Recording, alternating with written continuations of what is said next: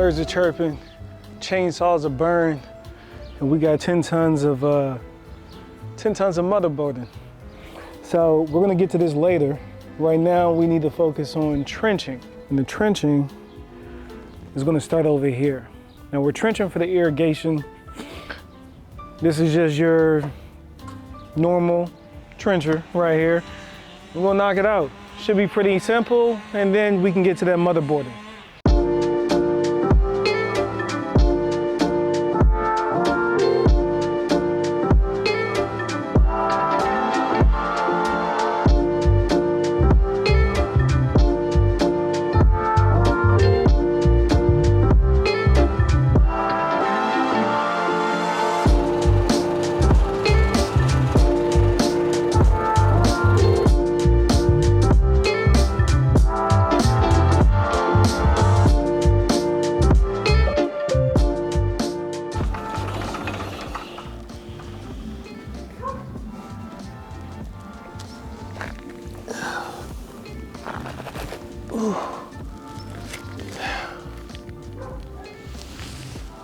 We're not 21 anymore.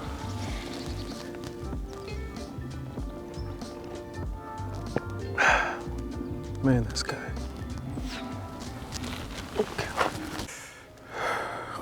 Okay, so here we are, day 2.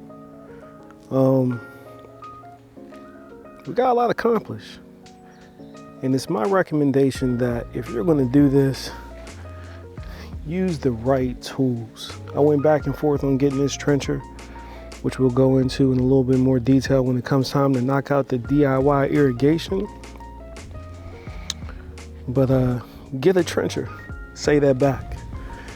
But we have a particular circumstance right now that we need to kill 2 birds with 1 stone.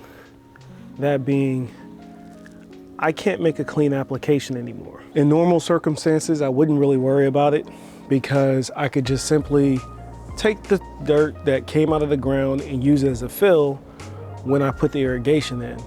But like I said, I need to finish the kill, so I need to get the surface as clean as possible.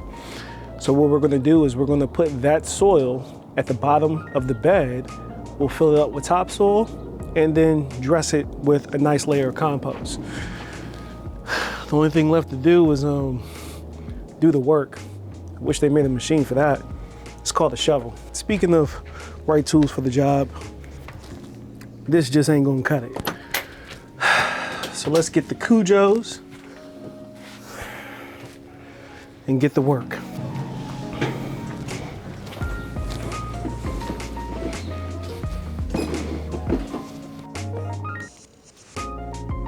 And gotta keep the phone on charge.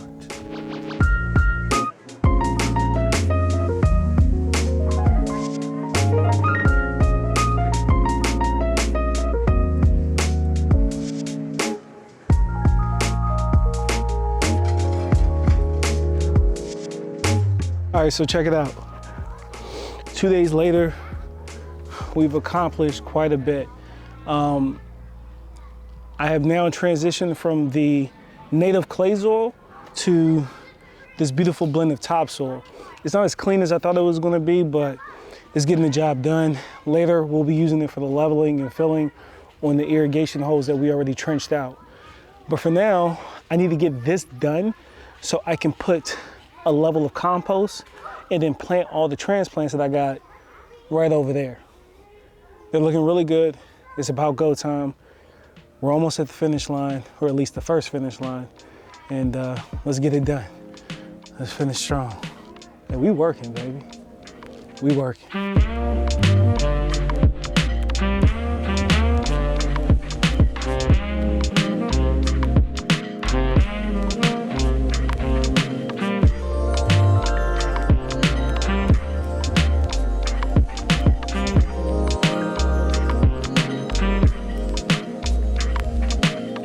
A couple weeks ago, I dropped a short on this very garden bed.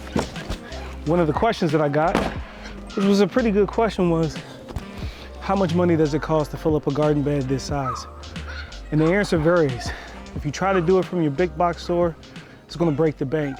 But if you shop local, buy in bulk like I did the Mutterboden, which is just fancy for topsoil in German, and compost, 100 liters per €3. You come out, well, you come out winning.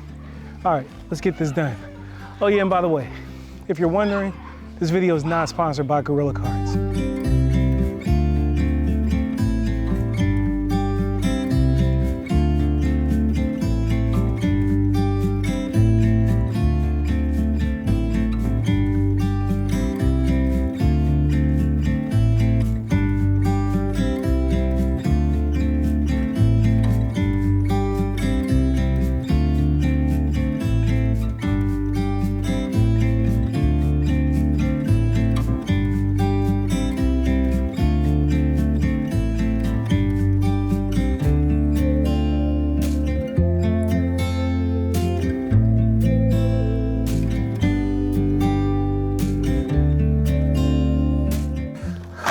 It's game day, y'all. We've been waiting on this day for a while. Time to transplant. And the last tips I'll give you before we get the work out here is going to be when you place these things in the ground, like for instance me, this is the high side of my sun. That would be the low side of my sun. So as I plant things, I want to make sure the things that get the tallest are in the back, and then the things that are going to stay the lowest are in the front. So I don't have things shading out other things. So if I were to put, let's say, my quinoa or tomatoes up front, they would shade out the lettuce and the onions. So we'll do lettuce, low growing things in between the lettuce, most likely the onions, my brassicas, tomatoes, peppers, so on and so forth. I'll probably put the peppers in front of the tomatoes. But the point being is, think about the growing pattern of the plant that you're planting, making sure based off the sun pattern, it's still going to get adequate amount of light. All right? Well, let's do it.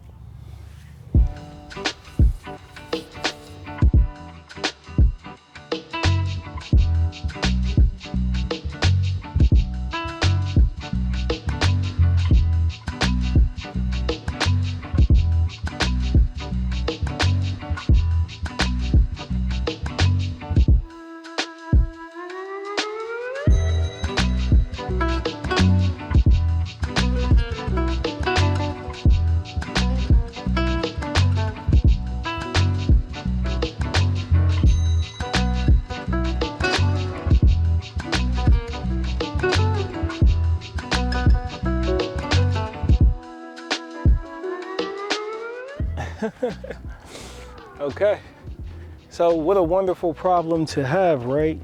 I have so many successful starts that I've run out of space in this 20-foot garden bed, 22-foot garden bed. So I'm gonna finish planting out my brassicas and pretty much the cool season crops. And as I harvest, I will swap things out. But it looks like we have to revert back to where it all started. And that's with the containers. I'll show you what that looks like when I bring you back for the next episode. Peace.